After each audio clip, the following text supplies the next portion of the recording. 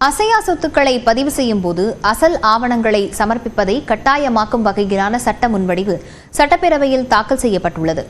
சட்டப்பேரவையில் பத்திரப்பதிவுத்துறை அமைச்சர் மூர்த்தி அசையா சொத்துக்களை பதிவு செய்வது தொடர்பான சட்ட முன்வடிவை தாக்கல் செய்தார். அதன்படி அசையா சொத்து தொடர்பான ஆவணத்தை பதிவு செய்யும் போது சொத்தின் மீதான உரிமையுடைய முந்தைய அசல் ஆவணம் மற்றும் ஆவணம் பதிவு செய்யும் தேதிக்கு 10 நாட்களுக்குள் பெறப்பட்ட சொத்து தொடர்பான வில்லங்கச் சான்றிதழை சமர்ப்பிக்க வேண்டும் என்று தெரிவிக்கப்பட்டுள்ளது.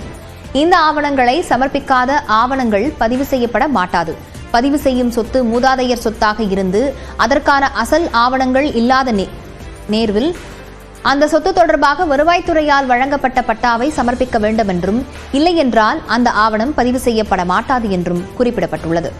அசல் ஆவணம் தொலைந்துவிட்டால் அது தொடர்பாக நாளிதழில் வெளியிடப்பட்ட அறிவிப்பு, விளம்பரம், காவல்துறையால் வழங்கப்பட்ட கண்டறிய இயலவில்லை என்பதற்கான சான்றிதழை சமர்ப்பிக்க வேண்டும் என்றும் மசோதாவில் தெரிவிக்கப்பட்டுள்ளது. அரசு ஊழியர்களுக்கான அகவிலைப்படி 2% உயர்த்தப்படுவதாக சட்டப்பேரவையில் முதலமைச்சர் மு.க.ஸ்டாலின் அறிவித்துள்ளார். நிறுத்தி வைக்கப்பட்டிருந்த ஈட்டிய விடுப்புக்கான பணப்பலன் இந்த ஆண்டே வழங்கப்படும் என்றும் தெரிவித்துள்ளார்.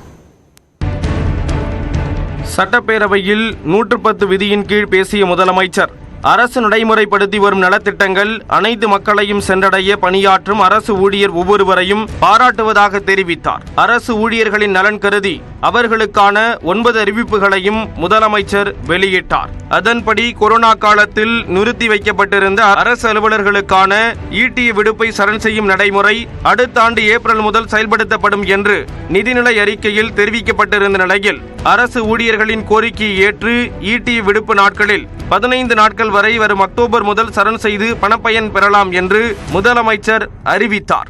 அரசு அலுவலர்கள் மற்றும் ஆசிரியருடைய கோரிக்கையை பரிசீலித்து ஈட்டிய விடுப்பு நாட்களை 15 நாட்கள் வரை 1/10/2025 முதல் சரண் செய்து பணப்பயன் பெறலாம் என்பதை இந்த அவையில் மகிழ்ச்சியோடு தெரிவித்துக் கொள்கிறேன். இந்த அறிவிப்பின்படி சுமார் 8 லட்சம் அரசு அலுவலர்கள், ஆசிரியர்கள் பயன்பெறுவாங்க. இந்த அறிவிப்பினை செயல்படுத்திட ஆண்டு ஒன்றுக்கு 3561 கோடி ரூபாய் கூடுதல் நிதியை அரசு ஒதுக்கிடும்.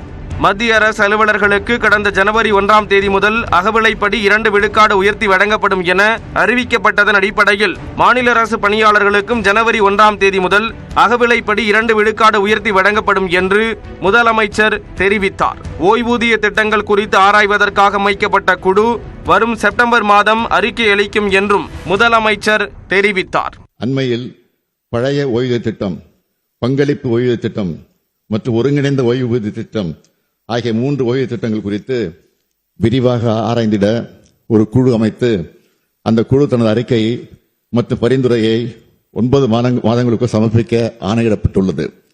பல்வேறு அரசு அலுவலர் மற்றும் ஆசிரியர் சங்கங்களின் கோரிக்கையின் அடிப்படையில் இந்த குழு தனது அறிக்கையை மற்றும் பரிந்துரையை செப்டம்பர் மாதம் 30ஆம் தேதிக்குள் சமர்ப்பிக்க அறிவுறுத்தப்படும். அரசு ஊழியர்களுக்கு பண்டிகை கால முன்பணம் 10,000 ரூபாயிலிருந்து 20,000 ரூபாயாக உயர்த்தப்படுவதாகவும், அரசு ஊழியர்களின் குழந்தைகள் உயர்கல்வியில் தொழில் படிப்பை படிக்க 1 லட்சம் ரூபாயும், கலை அறிவியல் படிப்பை படிக்க 50,000 ரூபாயும் முன்பணம் வழங்கப்படும் என்றும் அறிவித்தார். அரசு ஊழியர்கள் மற்றும் ஆசிரியர்களுக்கு பணிக்காலத்தில் தேவை அடிப்படையில் திருமண முன்பணமாக இதுவரை பெண் ஊழியர்களுக்கு 10,000 ரூபாயும், ஆண் ஊழியர்களுக்கு 6,000 ரூபாயும் வழங்கப்பட்டு வந்த நிலையில் அதனை அரசு ஊழியர்கள், ஆசிரியர்கள் அனைவருக்கும் 5 லட்சம் ரூபாயாக உயர்த்தி வழங்கப்படும் என்று முதலமைச்சர் தெரிவித்தார். பொங்கல் போனஸ் 500 ரூபாயிலிருந்து 1000 ரூபாயாக உயர்த்தி வழங்கப்படும். ஓய்வூதியதாரர்களுக்கான பண்டிகை கால முன்பணம் 4,000 6,000 ரூபாயாக உயர்த்தி வழங்கப்படும். பெண் ஊழியர்களுக்கான மகப்பேறு விடுப்பு காலங்கள் பதவி உயர்வுக்கு கணக்கில் எடுத்துக் கொள்ளப்படும் என்றும் முதலமைச்சர் அறிவித்திருக்கிறார்.